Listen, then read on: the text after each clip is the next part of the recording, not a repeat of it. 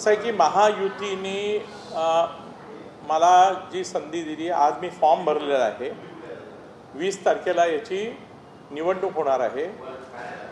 मी महायुतीचा आणि भारतीय जनता पार्टीच्या सगळ्या नेत्यांचा अतिशय मनापासून आभारी आहे की हे अतिशय मोठी संधी आणि मला दिली गेली आणि माझ्यावर सोपवलेल्या जबाबदारीची सुद्धा मला जाणीव आहे. ही जाणीव मनात ठेवून मी या समितीमध्ये काम करणार. मुंबईमध्ये मोठी संधी मिळाली, महापौरपद तिकडेच आहे, तुम्हाला देखील एक संधी मिळालेली आहे. गेल्या वेळेस गटनेते होतात आणि यावेळेस ही खरं प्राप्त पाचव्यांदा नगरसेवक म्हणून वेगळी जबाबदारी आहे, विशेष करून आणि गेल्या काही झालेले भ्रष्टाचार हे देखील कारण तुमच्याकडे आवडत आहे. पक्षाच्या वतीनेच हे जाहीर करण्यात आलेलं आहे की मुंबई महानगरपालिका ही भ्रष्टाचार विरहित असावी.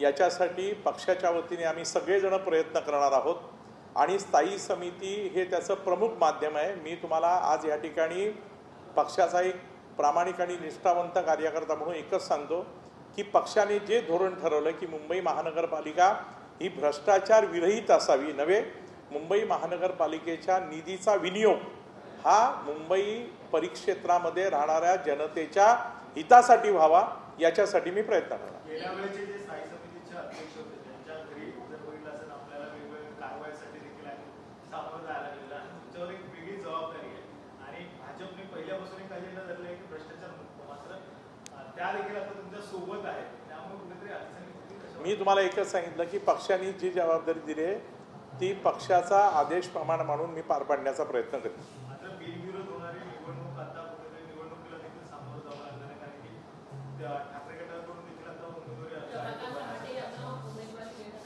असं आहे. लोकशाही आहे. लोकशाहीमध्ये ज्या काय प्रक्रिया असतील त्या प्रक्रियेचं स्वागत करायला पाहिजे. आम्ही त्याचं स्वागत करतो आणि लोकशाहीमध्ये विचाराची देवाणघेवाण, विचाराचं आदानप्रदान, त्याचप्रमाणे लोकशाहीमधल्या निवडणुका या त्या पद्धतीने होत असतात. आम्ही त्याला सामोरे जाण्याचा पूर्णपणे प्रयत्न करू.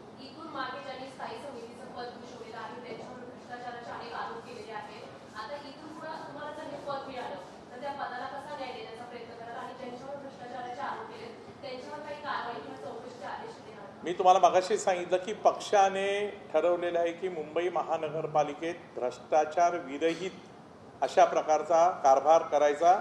मी पक्षाच्या धोरणाशी प्रामाणिक राहून ते काम करण्याचा प्रयत्न करेन.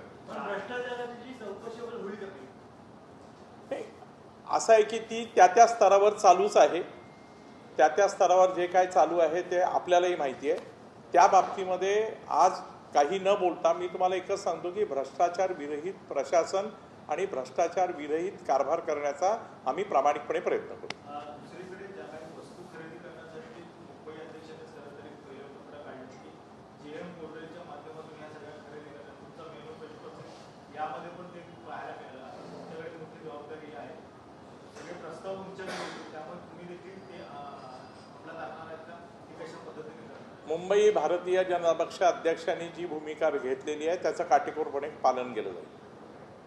दुसरीकडे 4 समित्यांसाठी तर विरोधक आता उमेदवारी अर्ज भरतात, त्यामुळे असं वाटतं का की काही समित्यांसाठी तुम्ही विचार होता की गट एकत्र स्थापन करायचा, मात्र ते तसं झालं नाही, त्यामुळे कुठेतरी भीती वाटते की नाही. मी तुम्हाला मगाशी सांगितलं की लोकशाही प्रक्रियेच्या ह्या सगळ्या पायऱ्या आहेत, त्या पायऱ्या सगळ्यांना पार कराव्या लागतात. लोकशाही प्रक्रियेच्या ह्या पायऱ्यांचं आम्ही स्वागत करतो.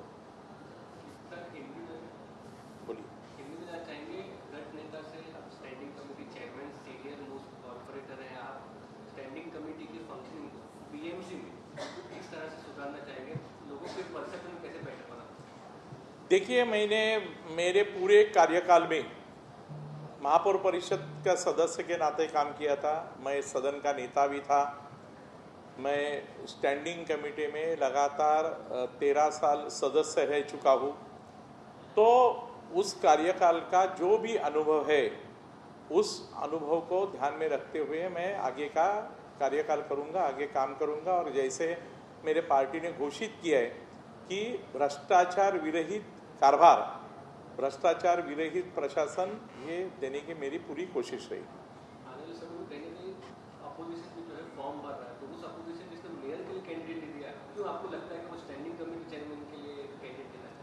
नहीं, मेरे लगने से कुछ होता नहीं है। उनकी जो भूमिका है वो अदा कर रहे हैं। अगर लोकशाही में निर्विरोध होता है तो उनका स्वागत है, अगर लोकशाही में वो फॉर्म भरते हैं तो उसका भी स्वागत है।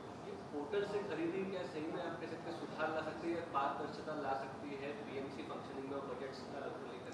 नहीं, मैंने शुरू में ही बोला कि भारतीय जनता पार्टी के मुंबई अध्यक्ष हमारे अमित साटम ने जो भूमिका ली है उसका मैं स्वागत करता हूँ और उस भूमिका को मद्देनजर रखते हुए हम लोग काम करेंगे। एक मजबूत विपक्ष पीएमसी में देखने के लिए मिल रहा है, तो कहीं ना कहीं ऑब्जेक्शन या कोई भी प्रस्ताव आएगा उसको लेकर, तो उसको कैसे आप हैंडल करेंगे? नहीं, ऐसा है कि विरोधी पक्ष की एक भूमिका रहती है, उनकी जो भी सूचनाएं रहेगी उसका हम स्वागत करेंगे। अच्छी सूचनाएं अगर है तो उसका हम सराहना भी करेंगे।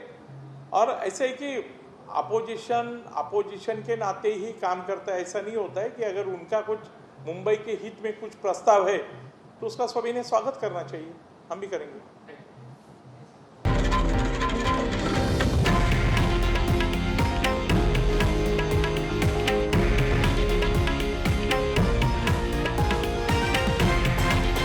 हे आहे देशातील नंबर 1 न्यूज नेटवर्क आणि आपण पाहत आहात TV9 मराठी, एकमेव।